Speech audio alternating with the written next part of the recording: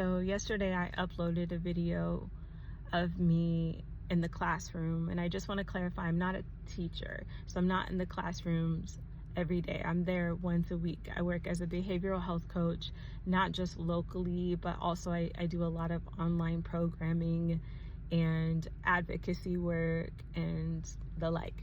So anyway, yesterday was me in the school working with my new set of fifth and sixth graders for this year. And I met a particular girl who, after I asked the group of girls to tell me their names and one interesting fact about her, this baby said her name, and then she said, "I'm messy." And I said, "Tell me more about that." And she said, "Oh, well, if people ever disrespect me after dance class, I check them and I get with them and I let them know, and I love the drama, I love the rah-rah." And I said, "Okay, what do you love about it?" And I said, "Do you love that it's exciting? Do you love that you get to assert yourself?" And we kind of fleshed it out a little bit. She couldn't really come up with what she loved about it. I said, "That's fair. I want you all to look up the word legacy," right?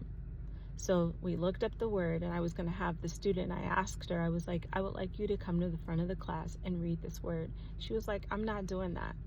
And I said, "Okay, tell me why." And she said, "Because I don't feel like it, because that's embarrassing." I said, "Okay, is mess embarrassing when you make others cry, or when you're constantly involved in drama, or if you're constantly in the principal's office or having to do detention? That's not embarrassing?" And she was silent.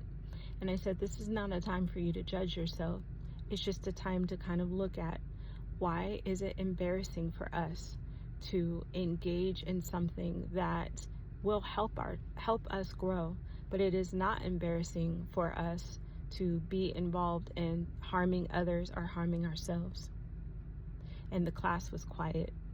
So then we got into a lesson on self-sabotage. This is a new concept that these kids were hearing, which I'm so grateful when my classes go like this, because, I always come in with like a lesson plan, but I intuitively allow the class to flow the way that it's going to flow. So we talked about self-sabotaging behaviors, standing in our own way, in our own, in front of our own growth, and all of those things. All right. So after the class, we went to the office and we had a really beautiful conversation. And I told her, I was like, "You are not messy. Here is who you are. A beautiful, beautiful young girl, full of infinite worth, so incredibly talented, so incredibly intelligent, so incredibly gifted." Like, I was speaking life over her. I said, when you say that you are something, right, that then becomes who you believe you are. What I know, family, is that children, they will rise to the occasion of who we make them believe they are and who we make them believe they're not. Somewhere along the way, people were telling her that she was messy, and when she heard that, it was affirming for her, and she was like, "Oh yeah, that's my identity. Yeah, I get attention when I'm being messy, but I'm not really getting attention when I'm not. So that behavior is now reinforced, and that's become her identity, when that's not authentically who she is." So this baby, she started to cry. And I told her that tears are the libations from the soul, and to let them fall. And I said, it feels good to just rest, huh? It feels good to not have to be the tough girl today, to just be who you are. I told her, I said, what if you could be who you are always, in all ways? You don't have to have this persona anymore of tough girl. It's exhausted. She just kind of looked at me. She said, "Miss Melro, I don't want to be in the class though." I said, "Okay, that's fine. I'm glad I got to meet you today. I thought about this baby this morning, and then the principal texted me this, and I left the principal a voice note, and I said, please let her know that she did not disappoint me.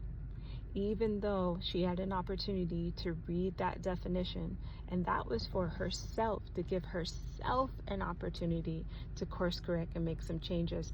That was more to show her own self where she was. That, yo, why wouldn't I make the decision to read that definition for myself? Bet you I'm gonna read you know what I mean? I bet you I'm not gonna stand in my way anymore. That was more for herself. But disappoint me?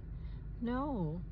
And also, I said on the voice note, you are not sorry. And I reaffirmed her again. Remember, family, children, they will rise to the occasion of who we make them believe they are and not. And if they're not taught these lessons early, they will grow into the adults, into the type of adults that believe that they are their behaviors and nothing else. And they will continue to self-sabotage themselves. Yeah.